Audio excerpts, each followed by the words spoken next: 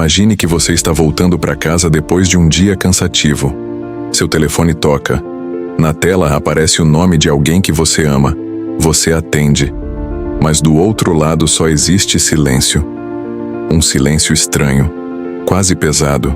Você tenta ligar de volta, mas a chamada cai direto na caixa postal. Alguns minutos depois, o mesmo número liga de novo. E de novo. E de novo. Mas tem um detalhe que torna isso tudo absolutamente perturbador. A pessoa que deveria estar do outro lado da linha já está morta, confirmada, sem vida. E ainda assim você continua recebendo ligações dela. Como se algo ou alguém ainda estivesse tentando desesperadamente se comunicar com você do outro lado. Essa história não é uma lenda urbana. Ela aconteceu. Foi documentada. E é até hoje um dos casos mais estranhos e intrigantes do sobrenatural moderno. No vídeo de hoje, você vai conhecer o caso real de Charles Edward Peck, o homem que continuou ligando para seus familiares por mais de 11 horas após sua morte. E o detalhe mais bizarro dessa história só vai ser revelado no final. Um detalhe que pode mudar completamente tudo o que você acredita sobre o que acontece depois que o nosso coração para de bater.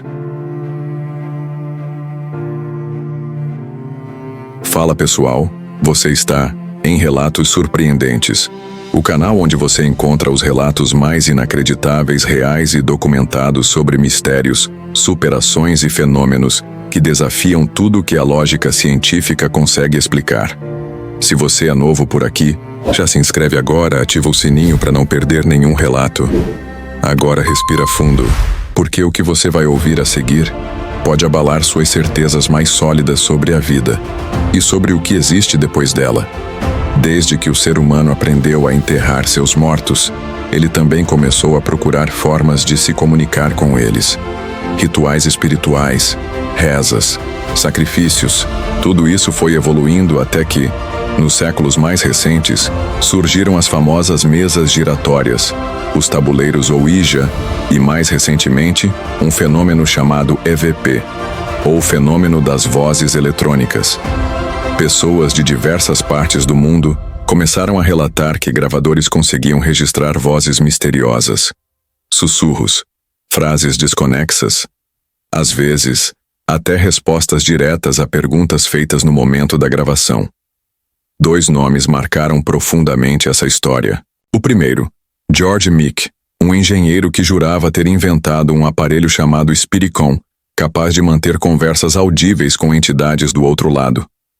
O segundo, Konstantin Haudive, que gravou mais de 70 mil vozes desconhecidas em fitas cassetes.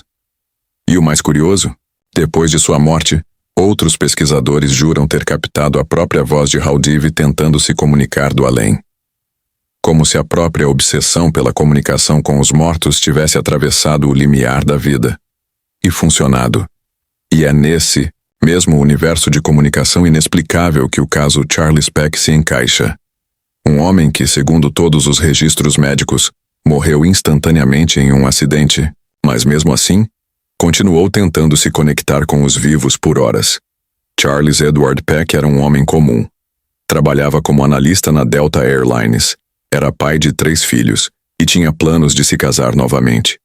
Sua noiva, Andrea Katz, morava em Utah e os dois planejavam uma nova vida juntos. Em setembro de 2008, Charles viajou até Los Angeles para uma entrevista de emprego que poderia aproximá-lo ainda mais de Andrea. Tudo parecia estar se encaixando perfeitamente. Ele embarcou em um trem da Metrolink em direção a Salt Lake City. Do outro lado da linha férrea, Andrea o aguardava na estação com o coração cheio de expectativa. Mas o destino, imprevisível e cruel, preparou um cenário trágico. Às 16h22 daquele dia, o trem de passageiros em que Charles estava colidiu de frente com um trem de carga em uma curva de difícil visibilidade.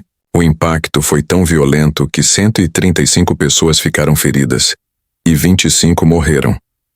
Charles estava entre os desaparecidos. Andrea, desesperada, ligava para hospitais, buscava informações nos noticiários, e ninguém parecia saber o paradeiro dele. Mas então, as ligações começaram. Na Nas horas que se seguiram ao acidente, os celulares dos familiares de Charles começaram a tocar.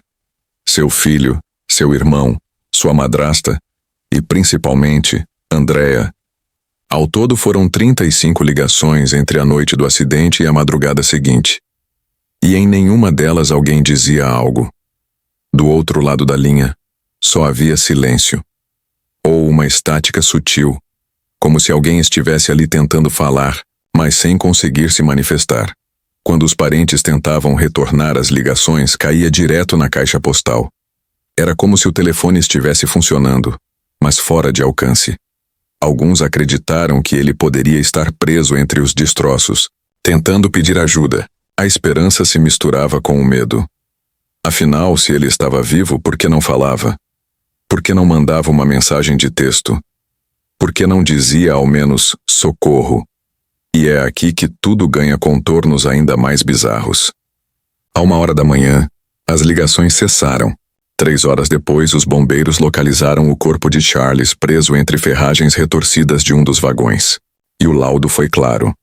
Ele morreu no exato momento da colisão. Não houve tempo para pedir ajuda. Não houve tentativa de fuga. Ele não sobreviveu ao impacto. Mas como isso seria possível se ele passou as últimas 11 horas ligando para seus entes queridos? Mais estranho ainda, o celular de Charles nunca foi encontrado, nem com ele, nem nos arredores, nem embaixo dos destroços. Ele simplesmente desapareceu, como se jamais tivesse existido. Mas ele existiu. As chamadas estão registradas, os números, gravados nos históricos dos aparelhos. O mistério é real, e permanece sem resposta até hoje. Alguns tentaram buscar explicações técnicas. Talvez o celular entrou em curto e começou a fazer chamadas aleatórias.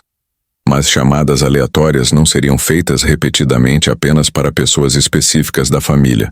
E mais, por que a operadora nunca registrou nenhuma dessas chamadas nos logs oficiais? Como um aparelho pode funcionar por 11 horas, dentro de um dos acidentes ferroviários mais devastadores dos Estados Unidos, e ainda assim não deixar nenhum vestígio físico ou digital? É difícil de aceitar. Céticos dizem que foi um erro do sistema. Espiritualistas acreditam que Charles tentou de alguma forma se comunicar, que a força do amor, ou o trauma repentino da morte, criaram uma ponte temporária entre dois mundos, que ele tentou se despedir, mesmo sem saber como, que aquelas ligações foram seu último grito silencioso. E agora vem o detalhe mais impactante de todos. As ligações cessaram no exato momento em que os bombeiros encontraram o local onde o corpo de Charles estava. Como se de alguma forma, que ninguém consegue explicar, ele soubesse que tinha sido encontrado, que o fim da busca também era o fim da sua tentativa de contato. Isso é só coincidência? Ou é o tipo de sincronia que não pode ser ignorada? Você já ouviu falar de sincronicidade? É quando eventos aparentemente desconexos se alinham de forma tão precisa que parece impossível serem obra do acaso. Talvez Charles tenha sido um desses casos. Um homem que não conseguiu se despedir em vida, mas encontrou uma forma, mesmo depois de ter partido. E agora, me conta, o que você acredita? Você acha que foi apenas um erro técnico sem explicação? Um fenômeno do acaso?